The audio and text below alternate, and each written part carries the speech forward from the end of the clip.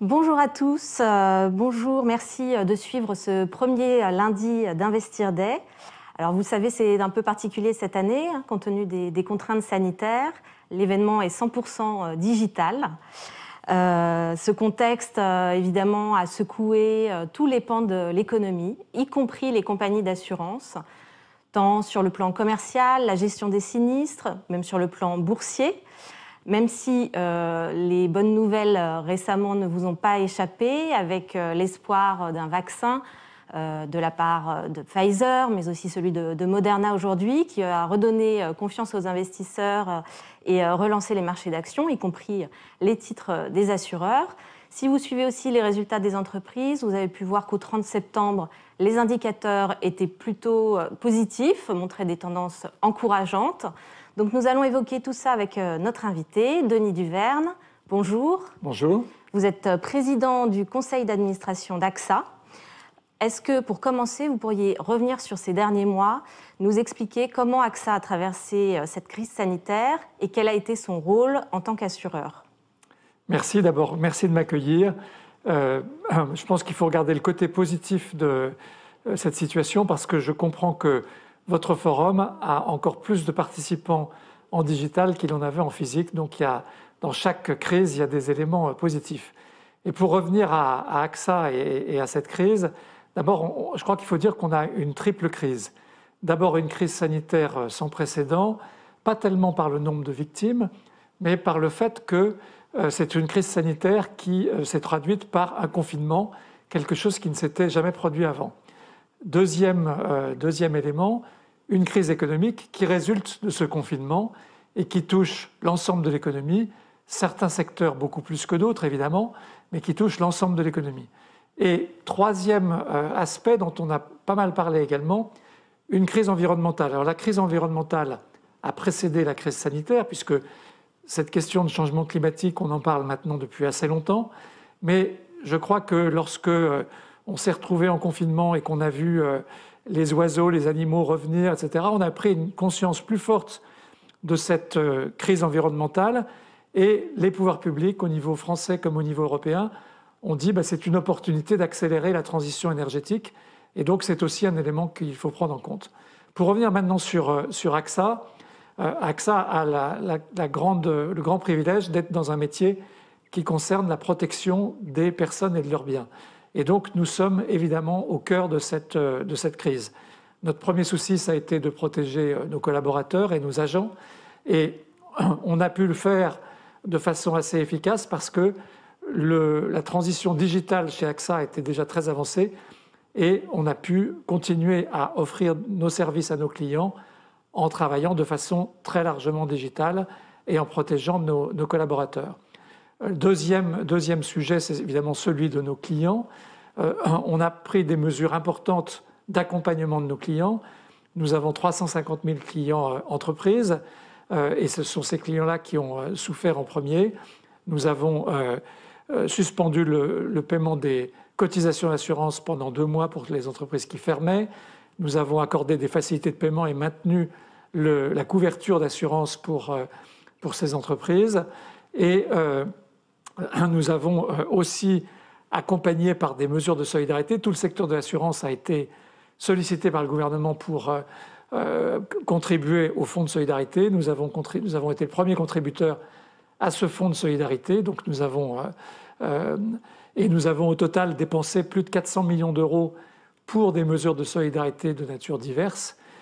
Et puis, dernier élément, comme l'assurance est un métier dans lequel on reçoit les cotisations avant de rendre le service, nous sommes des gros investisseurs et nous avons eu le souci, parce que cette crise est une crise, non seulement une crise de trésorerie, mais une crise de manque de chiffre d'affaires, eh bien nous avons eu le souci de renforcer les fonds propres des entreprises en annonçant qu'en plus de ce que le secteur de l'assurance fait avec cette dotation en capital d'1,5 milliard, nous avons créé une dotation en capital de 500 millions d'euros pour accompagner en fonds propres des petites et moyennes entreprises. Alors, je reviens sur le sujet des professionnels que vous évoquiez, tous ces professionnels que vous couvrez, et notamment les restaurateurs.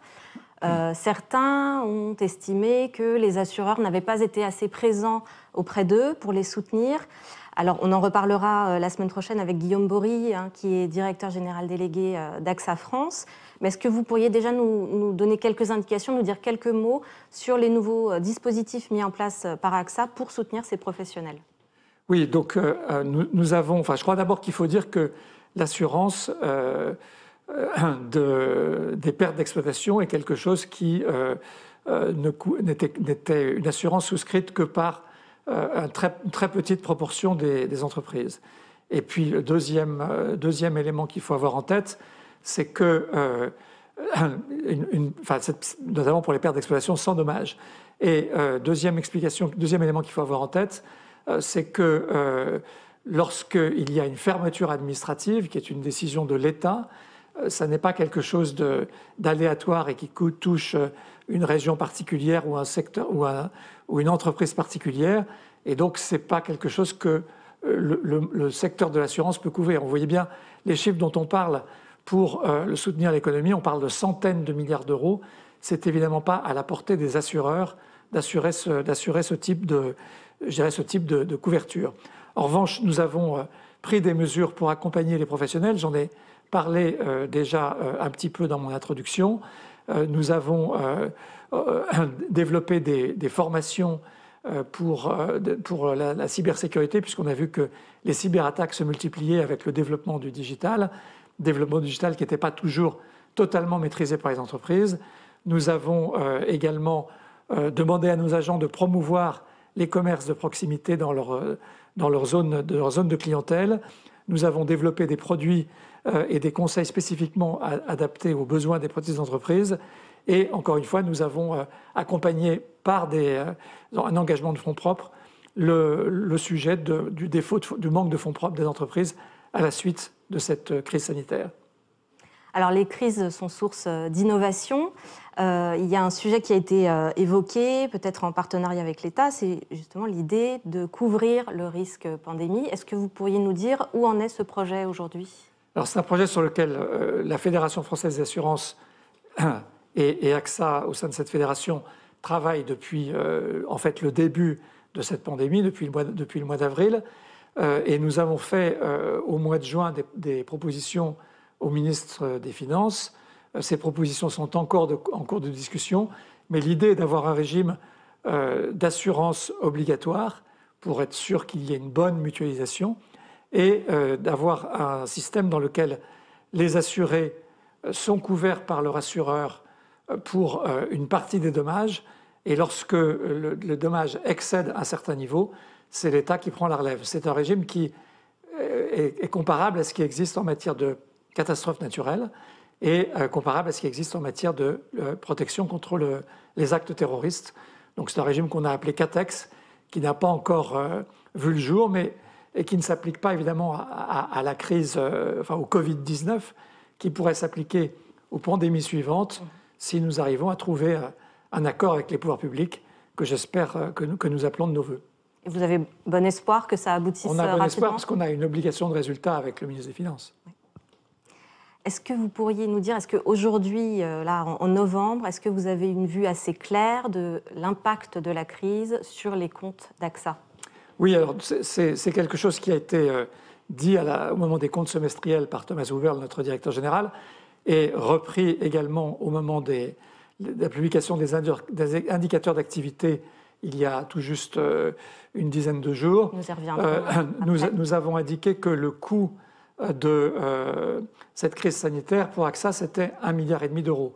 Donc ça, c'est le coût dans le compte de résultat.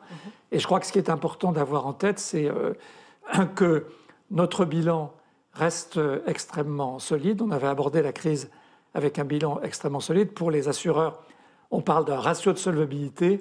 Quand on est à 100%, on est au minimum. AXA, à la fin du troisième trimestre, se trouvait à 180%, comme au 30 juin. Donc notre ratio de solvabilité montre qu'on est un groupe extrêmement solide. L'impact en résultat reste à 1,5 milliard d'euros. Nous avons aussi indiqué à cette occasion que les catastrophes naturelles, qui étaient encore plus importantes cette année qu'une année normale, allaient nous coûter 300 millions d'euros supplémentaires. Mais le groupe se porte bien Et effectivement, les indicateurs d'activité que nous avons publiés le démontrent. Alors, dans ce 1,5 milliard d'euros, il y a les indemnités liées aux sinistres constatés ou anticipés, c'est ça, en plus des mesures de solidarité? Alors, il y a les 300 millions d'euros après impôt des mesures de solidarité et 1,2 milliard correspondant au coût net entre les sinistres supplémentaires liés soit à l'annulation d'événements, puisque nous assurons pour l'annulation d'événements du type Jeux Olympiques, par exemple, et puis des coûts liés à des pertes d'exploitation ou à une mise en jeu de la responsabilité des entreprises que nous assurons, net de la diminution des sinistres que nous avons pu constater sur certaines branches comme l'assurance automobile du fait du confinement. Alors, ces dernières années, le groupe AXA a pas mal changé de visage, notamment sous la houlette du directeur général Thomas Buberl, à vos côtés. Est-ce que vous pourriez revenir un peu sur ce changement de modèle et dans quelle situation finalement se trouvait AXA avant cette crise, en début d'année, et si ce changement lui a permis de mieux traverser cette période houleuse? Alors, le changement qui a été opéré, je dirais que le premier élément, c'était de décider de réduire notre exposition aux risques financiers, puisque un assureur est exposé à deux types de risques, des risques financiers et des risques techniques, des risques d'assurance. La particularité des risques techniques ou d'assurance, c'est qu'ils se diversifient bien. Il n'y a pas en même temps un ouragan ou un typhon au Japon et puis un tremblement de terre en Californie. En général, il y a une bonne diversification. Alors que les risques financiers, dans le monde actuel globalisé, se diversifient mal. Lorsque les marchés boursiers décrochent aux États-Unis, ils décrochent en Europe, ils décrochent en Asie, et donc il y a une forte corrélation entre ces risques financiers. Nous avons décidé de nous désensibiliser aux risques financiers en vendant nos activités d'assurance vie d'asset management américaine et d'augmenter la proportion des risques d'assurance en faisant l'acquisition d'une société qui s'appelait XL, qui était un des leaders sur le marché américain de l'assurance dommage et sur le domaine des grands risques. Et donc, on a un équilibre maintenant meilleur entre les risques financiers et les risques d'assurance. La deuxième évolution qu'a souhaité Thomas Buberl, c'était la simplification du groupe, et notamment la réduction de la taille des sièges, la diminution de notre empreinte géographique dans les pays dans lesquels nous n'avons pas une position de leadership. Et cette transformation est largement avancée. Et puis enfin, l'accélération de la digitalisation et l'évolution vers les services, une évolution que Thomas a appelée from payer to partner, de payeur de sinistres à partenaire de nos clients. Et donc ces évolutions-là sont très bien entamées et elles nous ont bien préparés à la crise que nous avons subie et que nous continuons de subir. Alors, vous l'évoquiez tout à l'heure, AXA a publié il y a quelques jours ses indicateurs au 30 septembre. Vous avez parlé de l'aspect de la solidité financière qu'on mesure au travers du ratio de solvabilité, qui est ressorti très solide, stable, je crois, par rapport au 30 juin. Est-ce que vous pourriez nous parler de l'activité commerciale d'AXA? Qu'est-ce qu'ont traduit les chiffres au 30 septembre? Alors, les chiffres au 30 septembre montrent que l'activité sur 9 mois a baissé au total de 2%. En réalité, après un deuxième trimestre très difficile, une très bonne croissance au premier trimestre, un deuxième trimestre marqué par le confinement, il y a eu une reprise au troisième trimestre puisqu'on a eu une croissance du chiffre d'affaires au troisième trimestre. Et cette croissance a été particulièrement forte sur nos 3 segments prioritaires que sont l'assurance dommage des entreprises, la santé et la prévoyance. Donc on est parfaitement en ligne avec ce que nous souhaitons, c'est-à-dire ce développement sur les métiers prioritaires et donc une baisse de chiffre d'affaires limitée à 2% sur 9 mois, ce qui a été considéré par le marché comme une bonne nouvelle. Oui, les résultats ont été plutôt bien accueillis et les résultats étaient plutôt solides. Pourtant, on constate quand même que l'action a beaucoup souffert cette année. On est autour de moins 25% depuis le début de l'année, après le rebond des marchés, comme je l'évoquais tout à l'heure, grâce aux annonces positives de Pfizer notamment. Comment vous expliquez ce retard? Est-ce qu'il faut s'en inquiéter? Quel est votre message aujourd'hui aux actionnaires d'AXA? Alors, c'est effectivement une situation décevante pour nos actionnaires et pour le conseil d'administration et la direction de la société. Ce qu'on peut dire, c'est qu'il y a deux raisons principales à cette sous-performance. La première, c'est que la société XL que nous avons acquise, qui s'appelle maintenant AXA XL, a déçu. Nous avons pris des décisions importantes en changeant le dirigeant d'AXA XL, qui est arrivé au mois de janvier. Et donc, nous pensons que les mesures ont été prises pour redresser la situation de la société avec une focalisation sur je dirais les lignes de métier qui posaient des problèmes, une augmentation des prix qui est plus forte que celle du marché, et celle du marché est relativement forte. Et donc, je pense que la déception sur AXA XL est la première cause, et je pense que la société est maintenant dans une position de démontrer en 2021 que c'était une bonne acquisition pour AXA, qui fait de nous le premier assureur des entreprises au monde. La deuxième raison, je pense, c'est le fait que la France a pris une attitude particulière en matière de distribution des dividendes, puisque au niveau européen, l'autorité européenne de supervision de l'assurance, l'EIOPA, a encouragé les dirigeants à avoir de la prudence en matière de distribution de dividendes, et que cette ligne de conduite a été interprétée différemment dans les différents pays. Donc en Allemagne, la BaFin a laissé les sociétés libres de payer le dividende qu'elles souhaitaient, et nos concurrents allemands ont payé le dividende qui était prévu. En France, nous avons décidé, à la suite de discussions avec l'ACPR, notre autorité de supervision, de ne payer que la première moitié de notre dividende et de renoncer à la deuxième moitié, alors que nous avions dit au printemps que nous allions examiner en fonction de la situation si nous pourrions payer une deuxième partie, et nous avons décidé, après discussion avec la CPR, de ne payer que cette première moitié. Et évidemment, cette différence de traitement entre les différents pays européens a certainement pesé sur le cours d'AXA, parce que je rappelle à tous les auditeurs que la valeur d'une société, c'est l'estimation des flux futurs de dividendes. Et donc, cette incertitude sur le dividende a pesé sur le cours d'AXA. Et AXA est traditionnellement une valeur de rendement, donc était sans doute attendue sur ce sujet. Vous parliez de la déception qu'avait pu susciter XL, donc, qui est la société rachetée par AXA en 2018 et qui couvre les grands risques des entreprises. Et cette déception, elle est liée finalement au métier d'AXA, qui est de couvrir notamment les catastrophes naturelles. Le budget normalisé a été dépassé pendant 3 années consécutives. Est-ce que vous pourriez nous expliquer un petit peu comment ça fonctionne et comment ça se fait que le budget a dérapé, entre guillemets? Alors, je pense qu'il y a 2 explications à ça. La première, qu'il ne faut pas oublier, c'est qu'effectivement, on a eu une série de 3 années avec un niveau de catastrophe naturelle supérieur aux tendances historiques. Alors, les sceptiques pourront dire peut-être que c'est ça la nouvelle normalité, que le changement climatique produit cette déviation et qu'il faut s'attendre à avoir tous les ans le même niveau de catastrophe naturelle. Ce n'est pas notre analyse. Ceci dit, nous avons décidé cette année, mais aussi l'année dernière déjà, et cette année encore plus, de réduire notre exposition aux catastrophes naturelles, de réduire nos expositions aux événements les plus lourds pour arriver à atteindre les objectifs que nous sommes fixés pour XL.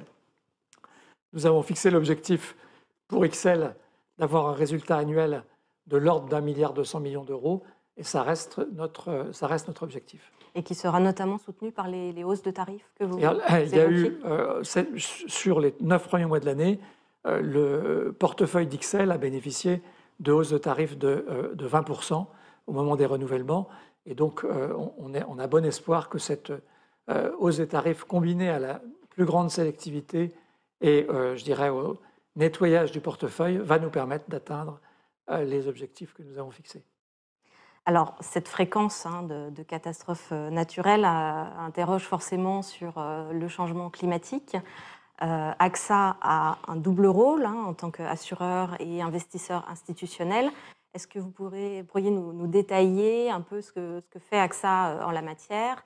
Et je crois qu'AXA est plutôt leader sur ces sujets parmi le secteur de l'assurance. Alors, effectivement, depuis de nombreuses années, ce sujet nous préoccupe. En 2015, nous avons décidé de sortir du charbon et nous étions parmi les premiers grands investisseurs institutionnels à sortir du charbon. Nous avons, année après année, renforcé nos engagements, puisque au début, on est sorti du charbon, mais aussi des producteurs d'énergie qui mettaient plus de 50% de charbon dans leur mix. On est passé à 30% et on a fixé comme objectif 0% pour les énergéticiens en 2030 pour l'OCDE et en 2040 pour le reste du monde. Ensuite, nous avons décidé d'investir dans des obligations vertes, ce qu'on appelle les green bonds. Et notre engagement initial était de 3 milliards, il est passé à 12, il est maintenant de 24 milliards. Et d'une manière plus générale, nous examinons l'ensemble de notre portefeuille au regard de ce sujet du réchauffement climatique. Alors, il n'y a pas, malheureusement, pour l'instant, de mesures standards sur ce sujet-là. Et nous espérons que, progressivement, entre les régulateurs et je dirais les émetteurs de pollution, de CO2, on arrivera vers une convergence des indicateurs. Nous, ce que nous avons décidé, c'est de mesurer le potentiel de réchauffement des États et des sociétés dans lesquelles nous investissons. Actuellement, l'objectif, c'est un réchauffement climatique limité à 1,5 degré dans les accords de Paris, la COP 21. Le potentiel de réchauffement de notre portefeuille est de 2,8 degrés. Et pourquoi il n'est pas de 1,5? Parce qu'on ne pourrait pas trouver les sociétés dans lesquelles investir qui nous permettraient d'atteindre cet objectif. Donc c'est un effort qu'on doit faire en termes je dirais, de pression sur les émetteurs dans lesquels nous investissons pour qu'ils s'alignent avec les objectifs de l'accord de Paris. Même un pays comme la France, si on achète des obligations de l'État français, on n'est pas encore à 1,5 degré, on est à 1,9. Donc on voit bien qu'on ne peut pas tout seul faire cet objectif, mais nous participons à un certain nombre d'alliances, dont la Net Zero Asset Owner Alliance, de sociétés d'investisseurs, compagnies d'assurance, banques, etc., qui se sont engagés à atteindre l'objectif de zéro CO2 en 2050 dans le portefeuille. Alors, vous avez parlé des obligations vertes, on peut peut-être un petit peu expliquer de quoi il s'agit. Et AXA a innové en créant ce nouveau concept de transition bonds. Peut-être que oui, alors les obligations vertes, c'est des obligations dans des, je dirais, des systèmes énergétiques qui sont verts, qui ne produisent pas de carbone. Mais pour arriver à cette situation-là, on est obligé, malgré tout, de combiner différentes sources d'énergie. Et par exemple, on ne peut pas avoir uniquement des éoliennes qui produisent de l'énergie de façon intermittente. Il faut combiner probablement des éoliennes avec du nucléaire ou des éoliennes avec du gaz. Et donc, on a été, avec le Crédit Agricole, les premiers émetteurs de transition bonds, qui sont des obligations émises au profit d'émetteurs qui accompagnent cette transition énergétique et qui vont plus vite que les autres dans cette transition énergétique. Alors 2020, ça a aussi été l'année où AXA a présenté sa raison d'être. Oui. Est-ce que vous pourriez nous expliquer en quoi ça consiste et en quoi ça implique AXA dans sa stratégie vis-à-vis aussi des parties prenantes, qu'il s'agisse des collaborateurs, des clients et aussi des actionnaires? Alors pour AXA, nous avons de la chance parce que, comme je le disais au début, notre métier, c'est de protéger les personnes et les biens. Et donc, on est au cœur de l'ensemble des débats de société. Et depuis très longtemps, chez AXA, on parle de notre mission noble, cette mission de protection. Lorsque nous avons défini notre raison d'être cette année, qui a été annoncée au moment de notre Assemblée générale, nous avons décidé que notre raison d'être, c'était d'agir pour le progrès humain en protégeant ce qui compte. Et vous voyez qu'il y a cet élément que j'évoquais de protection de ce qui compte pour vous et pour moi, les personnes qui nous sont chères et les biens qui nous appartiennent, mais il y a aussi un élément société, agir pour le progrès humain, parce que nous pensons qu'à travers ce que nous faisons, on évoquait notre participation à la transition énergétique. C'est vrai aussi lorsqu'on fait de la prévention, en matière de prévention routière, en matière de prévention dans le domaine de la santé. Nous participons, nous agissons pour le progrès humain. Donc il y a un élément à la fois, je dirais, lié à notre clientèle, mais aussi un élément plus large lié à notre action dans la société. Merci Denis Duverne. Je rappelle que vous êtes président du conseil d'administration d'AXA. D'autres intervenants d'AXA participeront à ces lundis d'Investir Day ces 2 prochaines semaines. Lundi prochain, vous aurez rendez-vous avec Guillaume Bory, qui est donc directeur général délégué d'AXA France, à 18h50. Et la semaine suivante, le 30 novembre, c'est Céline Soubran, qui est directrice de la responsabilité d'entreprise du groupe AXA, qui sera des nôtres donc à 18h40. Voilà, et donc on va retrouver un petit film d'AXA après lequel ce sera Engie qui sera interrogée par Cécile Lecaux, journaliste à Investir. Ce sera Gwenaëlle Avisuette. Merci à tous. Merci. Merci.